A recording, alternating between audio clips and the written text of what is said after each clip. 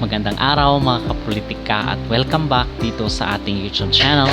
In this video is bibigyan po natin ng part 2 yung nangyaring iskandalo ni Miss Panama at ni Miss Dominican Republic dito pa rin sa Miss Universe 2024 kasi meron na pong official statement itong Panama at the same time yung kanilang national director.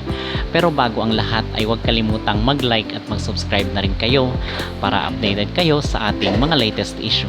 So patuloy pa rin po na pinag-uusapan online at pinagpipiyastahan ng mga netizen ito ngang pagkatanggal dito kay Miss Panama para sa Miss Universe 2024 kasi ako personally ay nanghinayang at nasayangan ako dito sa kanyang pagsali sa Miss Universe kasi maganda talaga itong si Miss Panama mga kapolitika.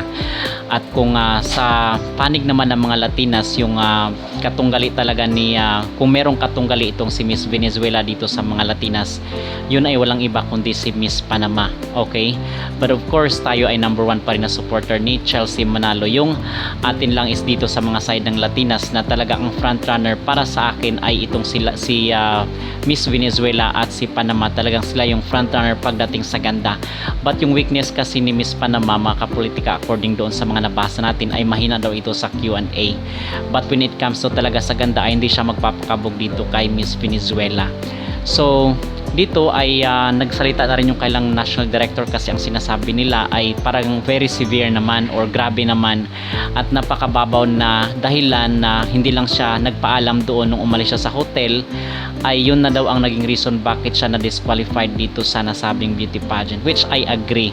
Okay, parang napakababaw naman na very severe yung punishment or penalty niya dahil lang umalis siya doon sa hotel. So dahil daw yun sa behavior issue ni Miss Panama, which I believe na contradict sa totoong nangyari talaga kasi nga ang sinasabi natin doon sa ating previous video ay merong nalalaman na kung saan ay ito yung pinakamalalim na ugat. Merong nalaman itong si Miss Panama dito sa Miss Universe organization, so para manahimik na lang siya ay talagang totally tinanggal na lang siya, and hopefully mga kapolitika ay magkaroon siya ng pa-live para maikwento niya yung kanyang side at para malaman rin ng mga tao ano nga ba ang tunay na nangyari kasi usually dito sa mga comment section yung mga nakikita natin at nababasa natin ay marami ang pumapanig dito kay Miss Panama dahil nga talagang meron namang attitude itong si Miss Dominican Republic.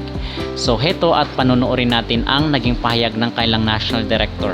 Y en esta oportunidad me toca comunicarles que en efecto la decisión que tomó la organización Miss Universo en el día de hoy es completamente cierta y legítima dentro de lo que ellos tienen en su reglamento de disciplina.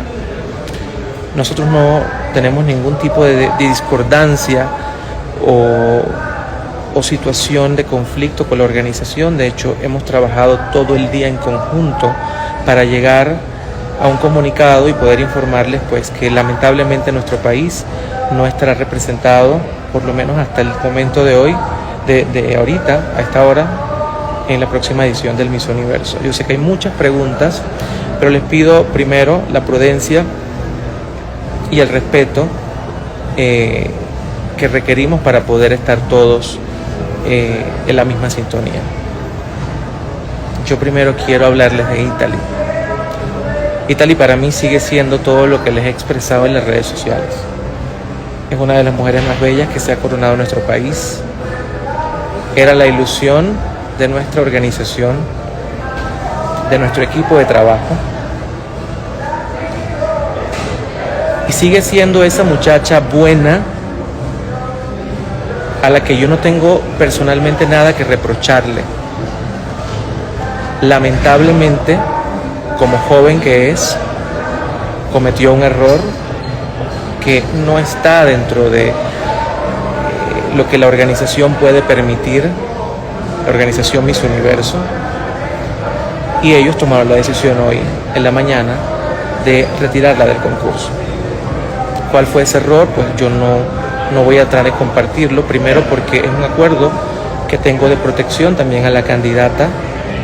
La candidata merece, a pesar de todo, el respeto que va a seguir teniendo de la organización, el aprecio de mi parte, y seguirá siendo la Miss Universe Panamá. No la vamos a dejar sola. Todos nos equivocamos, todos cometemos errores.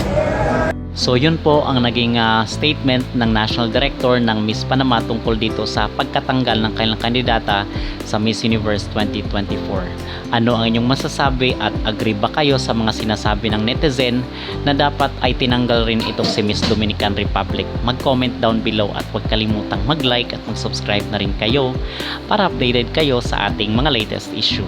Viste que me salí del hotel porque soy bonita y todo.